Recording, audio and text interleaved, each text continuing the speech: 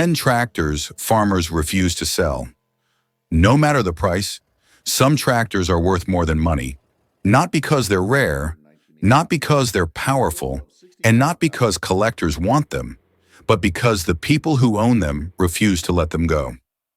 Across rural America, there are tractors farmers won't sell, even when the offers are high, even when newer machines sit in the yard, and even when selling would make financial sense. These aren't the most advanced tractors ever built. They're the ones that earn trust the hard way, through long days, hard seasons, and years when failure wasn't an option. In this video, we're counting down 10 tractors farmers refuse to sell, no matter the price. Each one tells a story about loyalty, independence, and legacy. And by the time we reach number 1, you'll understand why some machines stop being property and start becoming something permanent. Ranked 10th, Massie Ferguson 135. Too simple to replace. The Massie Ferguson 135 is not the most powerful tractor ever built. It's not fast, it's not advanced. But for many American farmers, it's the one tractor they refuse to sell, no matter the price. Introduced in the late 1960s, the MF 135 was designed with one clear purpose: start every time, work all day, and come back home. No screens, no software, no dealer-only diagnostics. If something breaks, farmers fix it themselves. If a part is missing, they improvise. And when power goes out, weather turns bad, or newer machines refuse to cooperate, the MF 135 keeps working. That simplicity is not a weakness. It's the reason farmers trust it. Many small and mid-sized farms keep a Massie Ferguson 135 as their last resort machine. The tractor that stays even after newer, more expensive equipment has been sold. Some owners have been offered enough money to buy a brand new tractor. They still said no, because selling the MF 135 doesn't just mean selling a machine, it means giving up independence. As one farmer put it, "I don't keep it because it's old. I keep it because it never tells me what I can't do." And that's why the Massie Ferguson 135 earns its place on this list, as one of the tractors farmers refuse to sell, no matter the price. Ranked 9th. Allis-Chalmers D17, underrated and irreplaceable. The Allis-Chalmers D17 is a tractor many people overlook. It doesn't have the brand recognition of John Deere. It doesn't spark bidding wars at auctions, and that's exactly why the farmers who own one refuse to sell it. Introduced in the late 1950s, the D17 was quietly ahead of its time. It delivered strong power for its size, efficient fuel use, and a design that felt practical rather than flashy. Nothing about it was built to impress outsiders.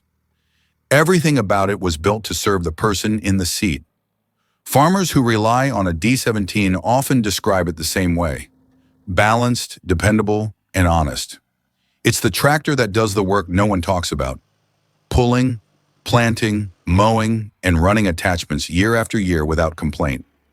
Because the D17 never became trendy, its market price stayed modest. But among owners, its value is far higher than what money can touch. Many keep it as their quiet backup. The machine that starts when newer equipment doesn't. The tractor they trust when timing matters and repairs can't wait. There's a common saying among Allis-Chalmers owners: people who don't own one don't understand it, and people who do never let it go. Selling an Allis-Chalmers D17 isn't about losing a tractor.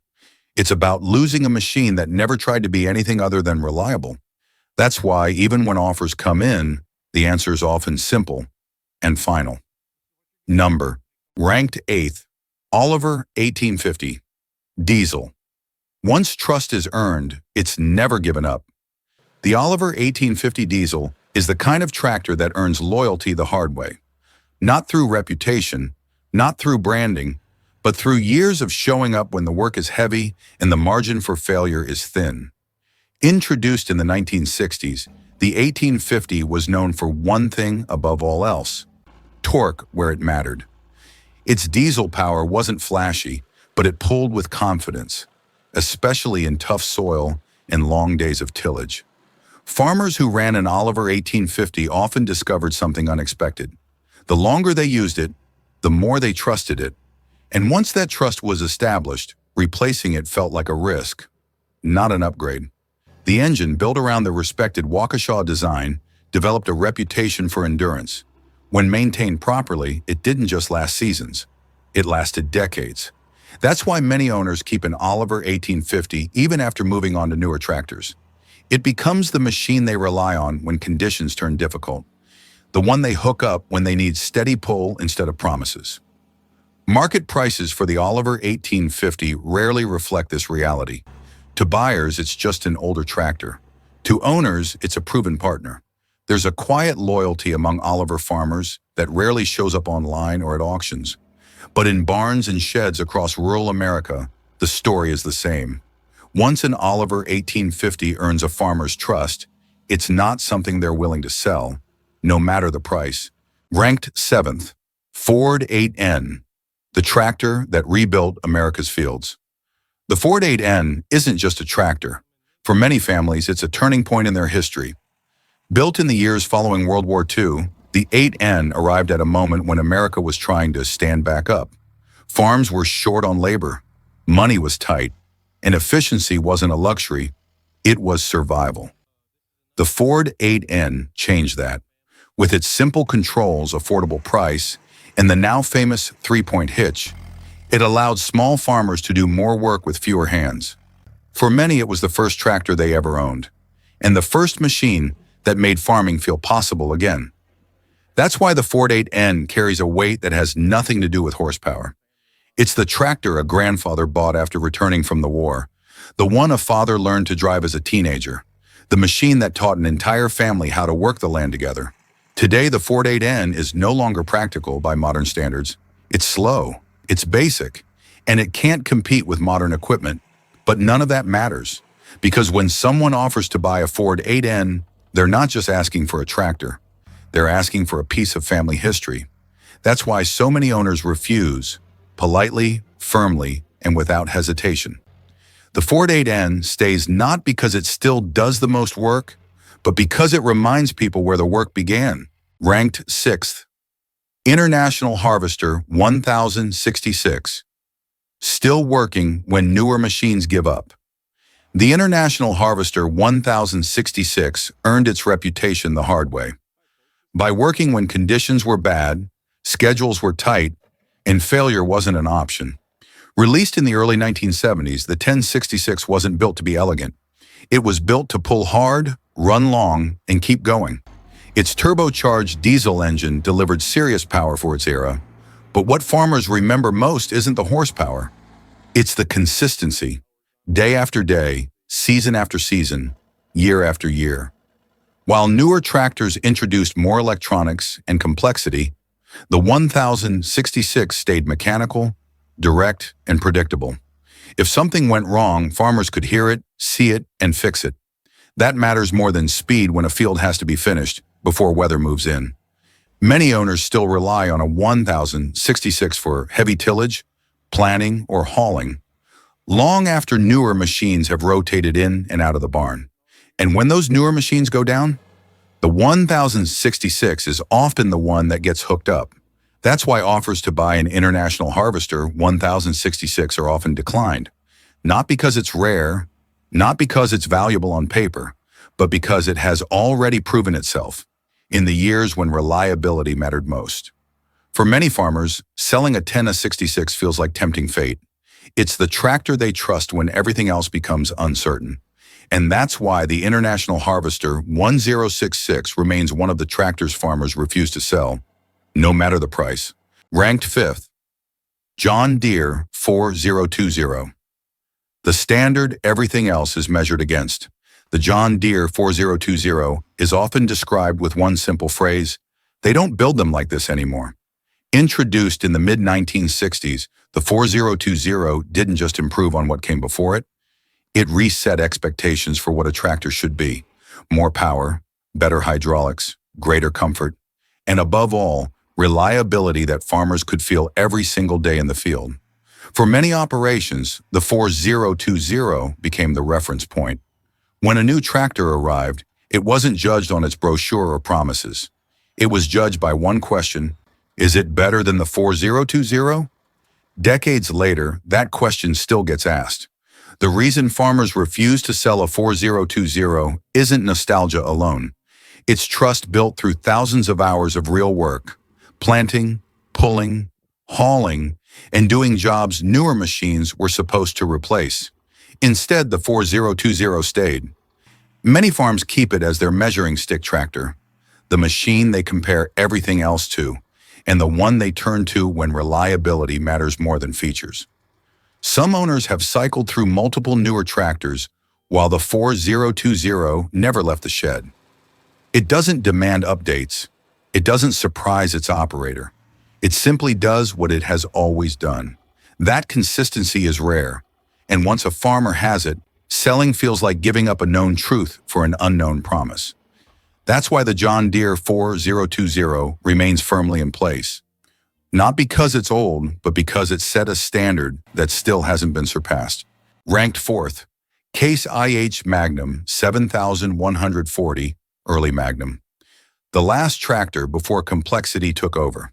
For many farmers, the early Case IH Magnum 7140 represents a line in the sand. Built in the late 1980s and early 1990s, this tractor arrived at a turning point in agricultural machinery when power and comfort were increasing, but before electronics began to dominate the operator's seat. The Magnum 7140 delivered exactly what farmers wanted at the time: strong horsepower, excellent hydraulics, and a cab designed for long days without fatigue. But it did so without asking farmers to surrender control to computers. Everything felt solid, predictable, mechanical enough to understand. That balance is the reason many owners refuse to sell their early Magnum. They trust it not because it's old, but because it belongs to an era when tractors were advanced, yet still transparent. When newer machines arrived with layers of sensors, software updates, and dealer-only diagnostics, some farmers quietly kept their Magnum 7140 in service. Not as a museum piece, but as a fallback they could depend on. It's common to hear owners say that the Magnum starts every season without drama. No warning codes, no surprises, just a key turn and steady power. For them, selling the Magnum doesn't feel like upgrading. It feels like crossing into uncertainty. That's why the early Case IH Magnum 7140 often stays on the farm long after newer tractors come and go. A reminder of the last moment when technology served the farmer, not the other way around. Ranked third, John Deere 4440, the last tractor farmers ever sell. On many farms, when equipment starts getting sold, there's a pattern. Newer machines go first, then specialized tractors, then backups, and somehow the John Deere 4440 is still there. Introduced in the late 1970s, the 4440 became one of the most trusted tractors ever built. Not because it was perfect, but because it was forgiving. Forgiving of long hours. Forgiving of rough maintenance. Forgiving of real-world farming. It had enough power to handle serious work, yet remained simple enough that farmers understood it completely. No mystery, no hidden behavior. What you felt in the seat was what the machine was doing. That clarity builds confidence. Over time, the 4440 earned a unique role on many farms. It became the tractor that stays when everything else changes.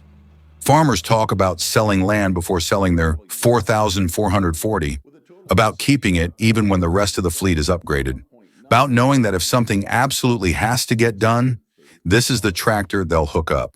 It's not sentiment alone that keeps it there. It's experience. The John Deere 4440 has already proven it can survive decades of work. Replacing it doesn't feel like progress. It feels like risk. That's why when offers come in, many owners don't negotiate. They don't counter, they don't explain. They simply say no. Because for them, the 4440 isn't just another tractor. It's the one they trust to outlast the rest. Ranked second, International Harvester Farmall M. It was never really mine to sell. The International Harvester Farmall M occupies a different place on the farm than most tractors. It's not there because it still outperforms modern machines. It's not there because it's efficient. And it's certainly not there because of resale value. The Farmall M stays because, in many families, it was never considered personal property in the first place. Built in the 1940s and early 1950s, The Farmall M became the backbone of countless American farms during a time when mechanization meant survival. It plowed fields, pulled wagons, powered belt-driven equipment, and carried entire families through uncertain years. For many farmers today, the Farmall M is the tractor their father learned on, or the one their grandfather bought with his first good harvest, the machine that was there before the farm expanded and before it began to shrink. That history changes the rules. When someone asks to buy a Farmall M, the question rarely turns into a negotiation, because selling it doesn't feel like a financial decision. It feels like breaking a quiet agreement between generations. Owners often say the same thing, in different words. I don't own it, I'm just taking care of it. The Farmall M might not run every day anymore. It might only come out for light work, parades, or special occasions, but it stays close. Because once a tractor becomes part of a family's identity, no amount of money can replace it. And that's why the international harvester Farmall M stands at number 2, as one of the tractors farmers refuse to sell, no matter the price. In first place, Farmall H/Farmall M, family kept units. Not for sale, never was. At the top of this list isn't a tractor defined by horsepower, rarity, or market demand. It's defined by something money can't touch. Family-kept Farmall H and Farmall M tractors exist outside the normal rules of buying and selling. These are not machines people own. They are machines people inherit responsibility for. On many farms, these tractors were there before the current owner was born. They plowed the first fields, pulled the first wagons, paid for the land itself. They were started by hands that are no longer there. That history changes everything. When someone asks, what would you take for it? The answer isn't hesitation, it's confusion, because the question doesn't make sense. You don't sell the tractor your grandfather trusted when nothing else worked. You don't price the machine your father taught you to drive on. You don't put a dollar amount on the thing that kept the farm alive when years were hard. Many of these Farmalls still run. Some are used lightly. Some are started only a few times a year, just to hear them work. But all of them are kept close, not because they're useful, not because they're valuable, but because they represent continuity, proof that the farm existed before you and is meant to exist after you. That's why these Farmall H and M tractors sit at number 1, not as equipment, not as collectibles, but as something far more permanent. They were never really for sale, and they never will be. By now it's clear these tractors were never just machines. They stayed because they earned trust, through work, time, and the people who relied on them. If there's a tractor you'd never sell, no matter the price, tell us its story in the comments. Thanks for watching. See you in the next one.